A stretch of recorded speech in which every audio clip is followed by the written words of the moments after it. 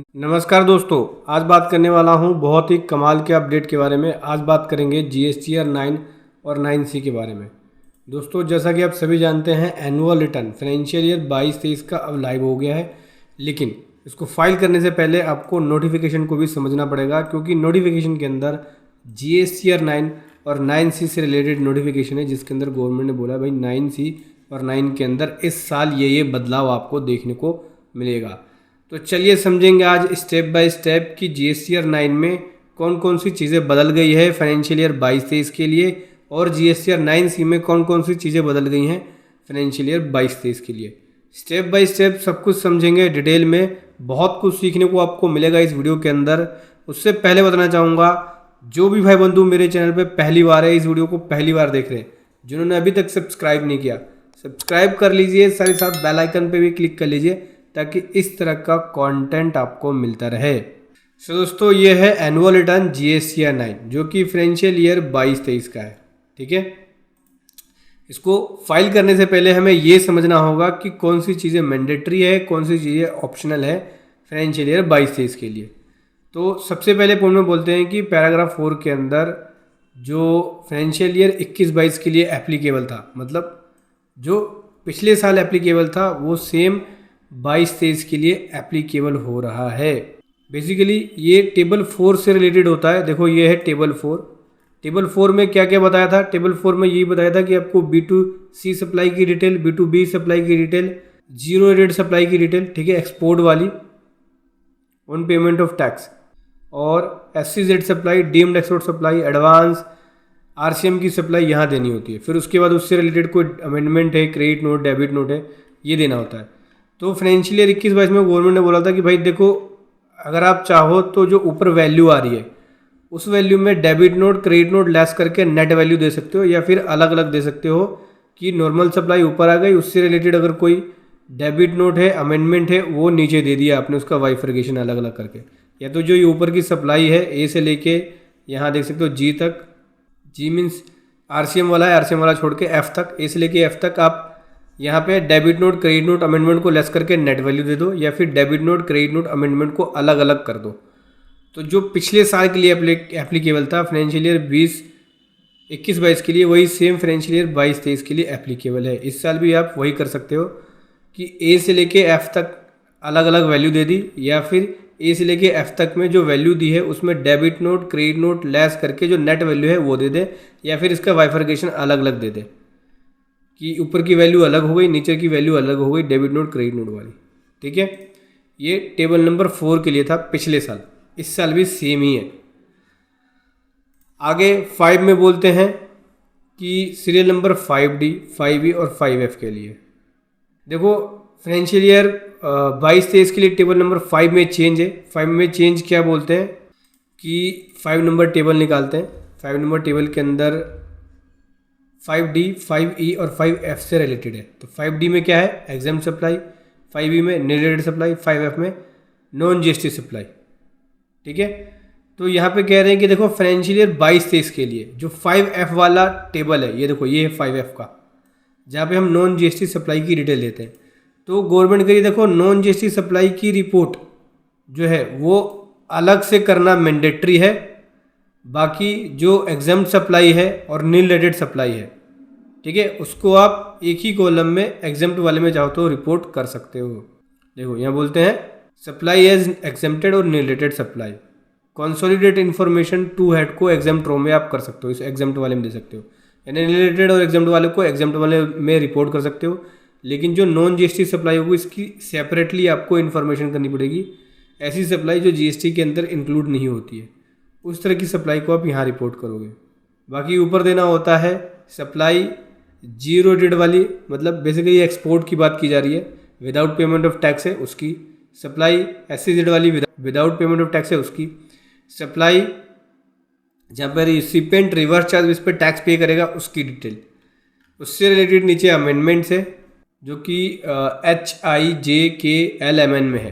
तो उसके लिए बोलती है यहाँ पे गवर्नमेंट कि H table number 5H, 5I, 5J, 5K, ठीक है, जो फाइनेंशियल ईयर 20-21 के लिए फिगर थी, अब यहाँ पे 20-21, 21-22 और 22-23 के लिए सेम ऑप्शन एप्लीकेबल किया जा रहा है।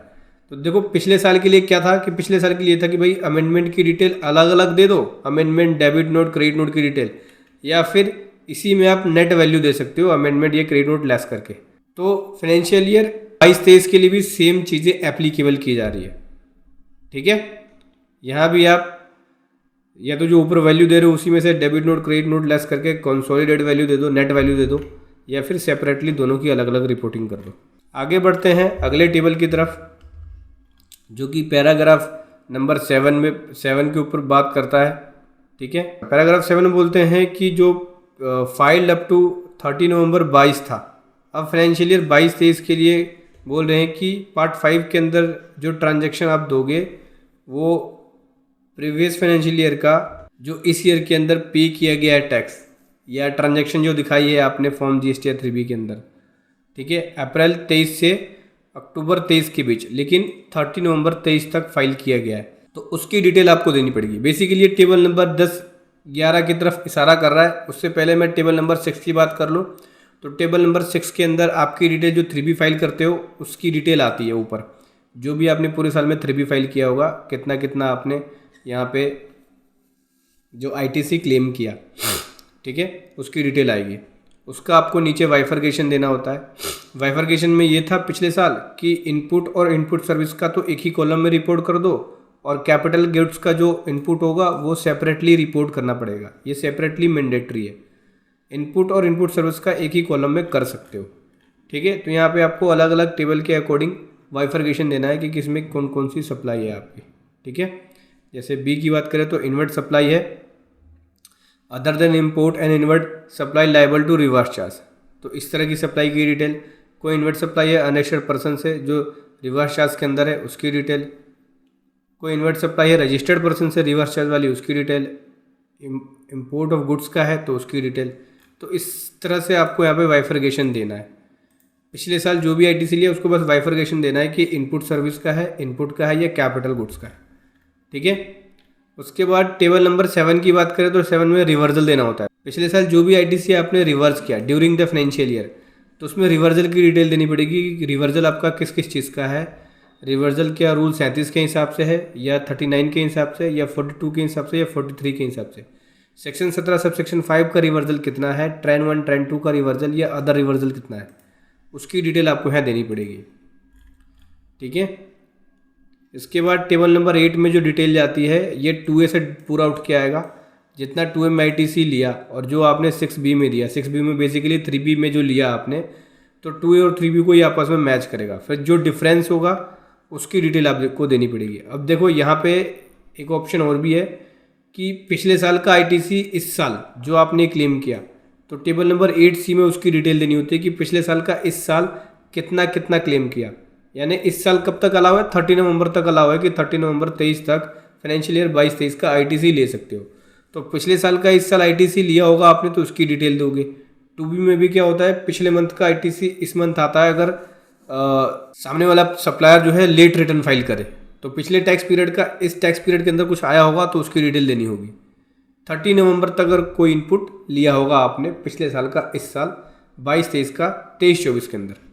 ठीक है, इसके बाद बात करें टेबल नंबर 9 में जितना टैक्स पेड किया उसकी डिटेल आती है कि हाँ कितना आपने टैक्स लाइबिलिटी बनी और कितना पे किया। इसके बाद नीचे आ जाओ तो यह आता है टेबल नंबर 10, 11, 12, 13।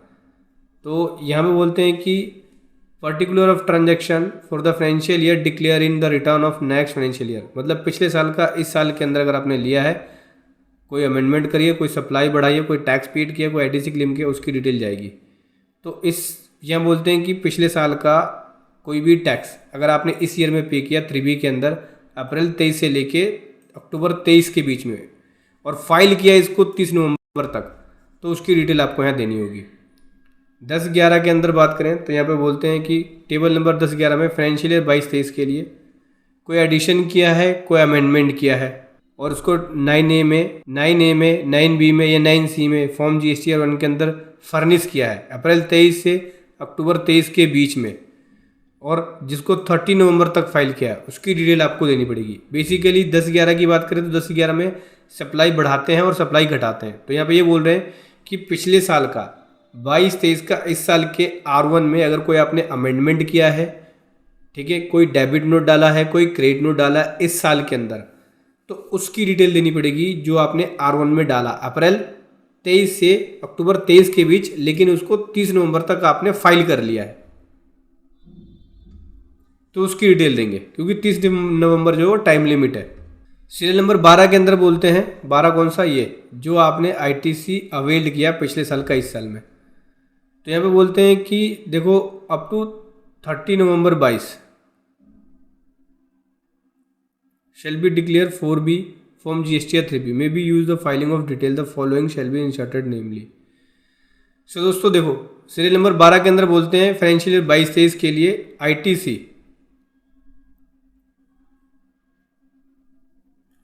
जो ITC रिवर्सल, यार गलत बोल दिया तूने, क्लेम का बता दिया, रिवर्सल से रिलेटेड है ये। तो दोस्तों सीरियल नंबर 12 की बात करें तो सीरियल नंबर 12 में देना होता है जो आपने रिवर्सल किया पिछले साल, जो ITC अवेल्ड किया उसका अगर कोई आपने रिवर्सल किया है तो उसकी डिटेल आपको देनी होती है। तो फाइनेंशियल ईयर 22-23 के लिए बोलते हैं कि एग्रीगेट वैल्यू देनी पड़ेगी ITC की, जो फाइनेंशियल ईयर पिछले साल का था लेकिन उसको रिवर्स किया अप्रैल 23 से अक्टूबर 23 के बीच में, ठीक है, अप्रैल 23 से अक्टूबर 23 के बीच में 3B के अंदर टेबल 4B में जो आपने रिवर्स किया है 30 नवंबर तक, उसकी डिटेल देनी होती है। बेसिकली कोई भी पिछले साल का ITC इनपुट फाइनेंशियल ईयर 22-23 का इस साल के 3B के अंदर आपने रिवर्स किया है, कब तक, 30 नवंबर तक, तो उसकी डिटेल आपको देनी पड़ेगी। सो दोस्तों अगला बात करें सीरियल नंबर 13 के बारे में। ये देखो 13वां है ITC पिछले साल का इस साल लिया तो उसकी डिटेल देनी होती है। इस साल कब तक, अप्रैल 23 से लेके अक्टूबर 23 के बीच में पिछले साल का कोई भी इस साल ITC आपने क्लेम किया फॉर्म GST या 3B के अंदर, तो उसकी डिटेल आप दोगे, ठीक है।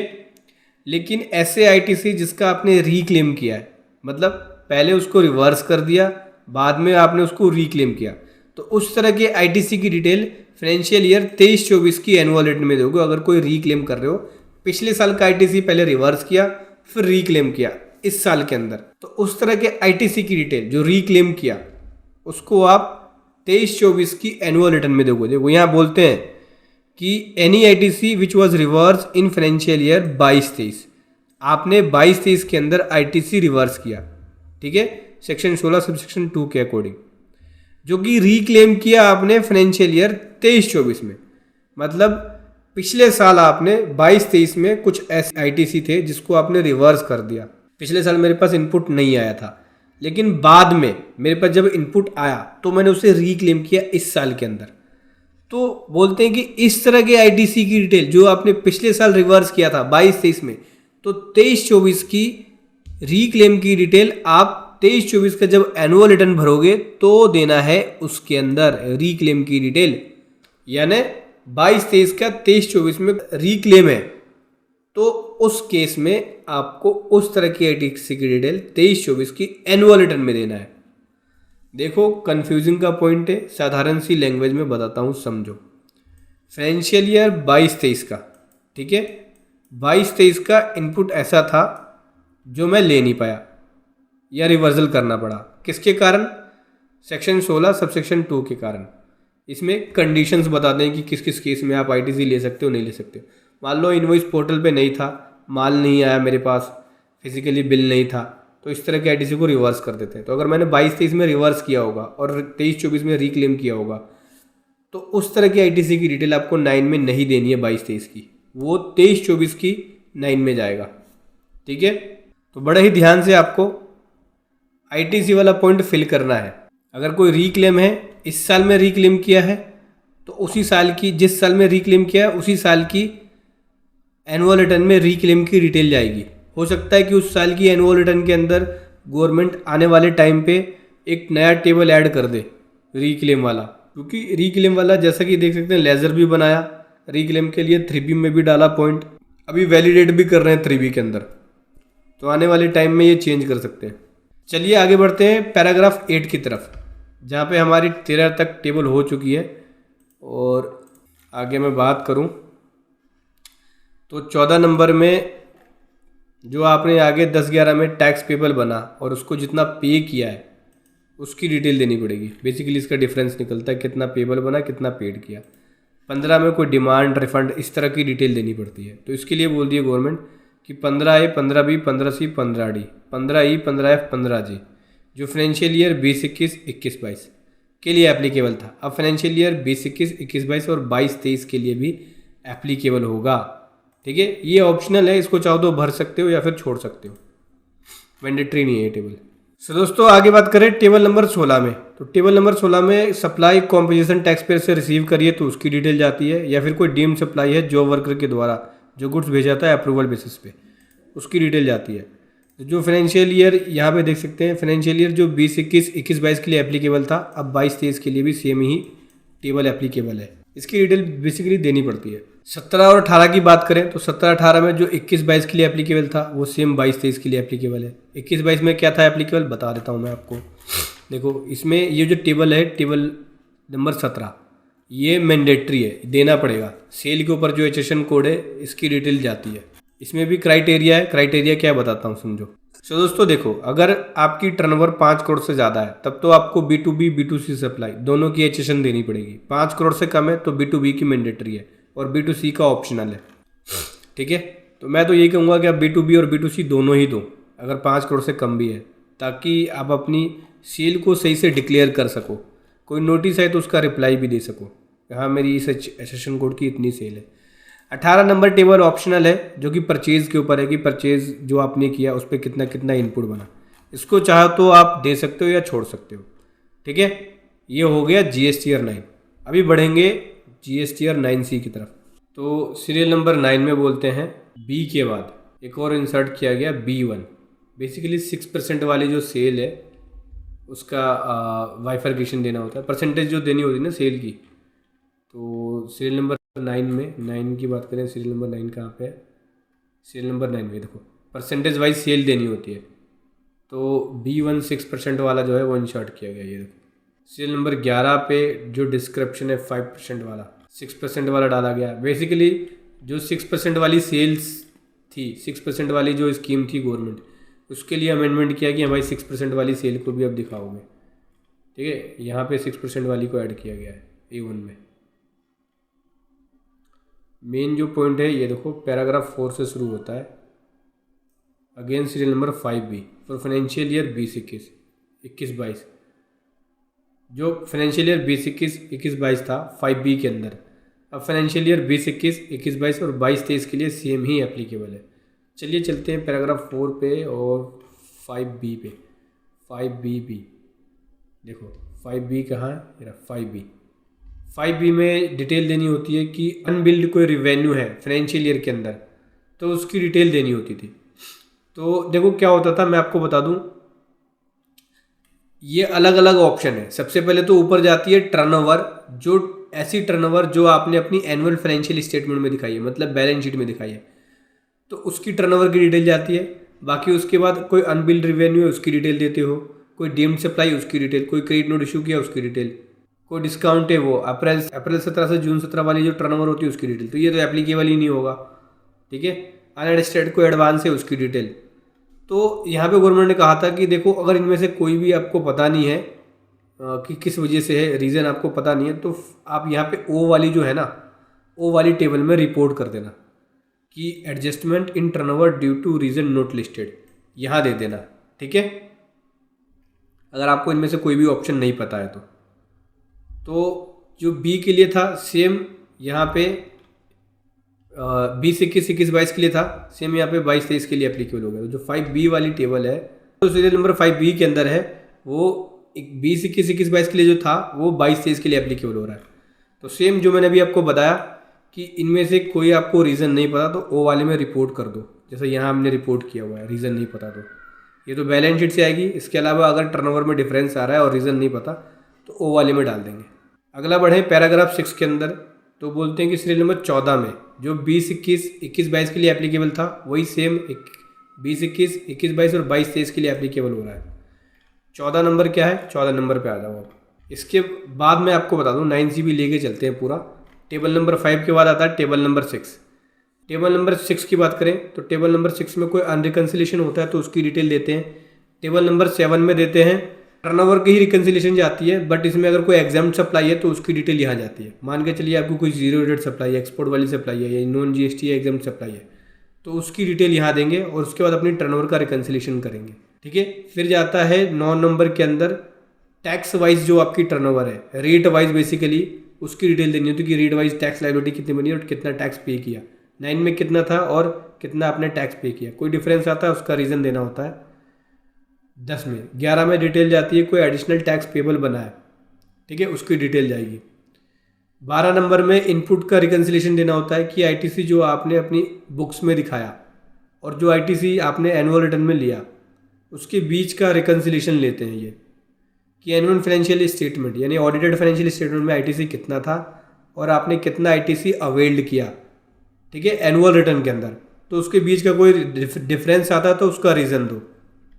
ठीक है, फिर 14 के अंदर यहाँ पे आपको एक्सपेंसेस वाइज आईटीसी की डिटेल देनी होती है कि कौन कौन से एक्सपेंस का कितना कितना आईटीसी है बुक्स ऑफ अकाउंट्स के अंदर जो आईटीसी आपने डिक्लेयर किया एनुअल रिटर्न में और जो बुक्स ऑफ अकाउंट की ऑडिटेड फाइनेंशियल स्टेटमेंट में है, तो एक्सपेंसेस का ब्रेकअप देना होता है कि कौन कौन से एक्सपेंस पे कितना कितना आईटीसी है। 14 के अंदर तो यहाँ पे बोलते हैं कि जो पिछले साल 20-21 और 21-22 के लिए एप्लीकेबल था वही सेम 20-21, 21-22 और 22-23 के लिए एप्लीकेबल है। तो 14 वाली टेबल बहुत खतरनाक टेबल है। खतरनाक इसलिए क्योंकि जो भी आप एक्सपेंस कर रहे हो उसमें से आपको डिटेल देनी पड़ेगी, जो आपने परचेज करी उसमें से परचेज के ऊपर कितना आईटीसी है, कोई फ्रेट चार्जेस है उसके ऊपर कितना है, कितना एलिजिबल है, ठीक है, टोटल आईटीसी कितना और कितना एलिजिबल है, तो सभी एक्सपेंसेस के ऊपर आपको यहाँ पे देनी होगी। इसके लिए आपको एक्सपेंसेस का एक रजिस्टर बनाना पड़ेगा, उसमें देखना पड़ेगा कितना कितना एक्सपेंस हो रहा है और किस पे कितना कितना इनपुट लिया। टेबल नंबर 14 ऑप्शनल कर दिया था फाइनेंशियल ईयर 20-21, 21-22 के लिए, अब 22-23 के लिए भी वही सेम एप्लीकेबल कर रही है ऑप्शनल, मतलब कि टेबल नंबर 14 देने की जरूरत नहीं है, ये ऑप्शनल है, चाह तो दे सकते हो या छोड़ सकते हो। इसके बाद 9C का पॉइंट खत्म हो जाता है, RFD 01 का पॉइंट आ गया, मतलब 9C में इतना ही है समझो। इसके बाद टेबल भी खत्म ही है, एक्सपेंसेस वाइज डिटेल दोगे, फिर 15 के अंदर अनरिकन्सिलेशन का कोई रीज़न, फिर 16 के अंदर कोई अनरिकन्सिलेशन बनता है आईटीसी की वजह से तो उसकी डिटेल, फिर यहाँ पे एडिशनल लायबिलिटी नॉन रिकन्सिलेशन की वजह से बना है तो वो दे दो, फिर उसके बाद फॉर्म फाइल करना होता है, ऑथराइज सिग्नेचर लग के फाइल होता है। 22-23 की जो एनुअल रिटर्न और GSTR 9C, GSTR 9 और 9C फाइल करनी है, उसको फाइल करते वक्त इन नोटिफिकेशन का ध्यान रखना है, इन पॉइंट्स का ध्यान रखना है। जब भी फाइल करो उससे पहले इस वीडियो को कंप्लीट देखो, कौन सी मैंडेटरी है और कौन सी ऑप्शनल है, ताकि फाइलिंग करते वक्त आप गलती ना करो। वीडियो कैसी लगी ज़रूर बताएं। Thank you so much. जय हिंद, वंदे मातरम।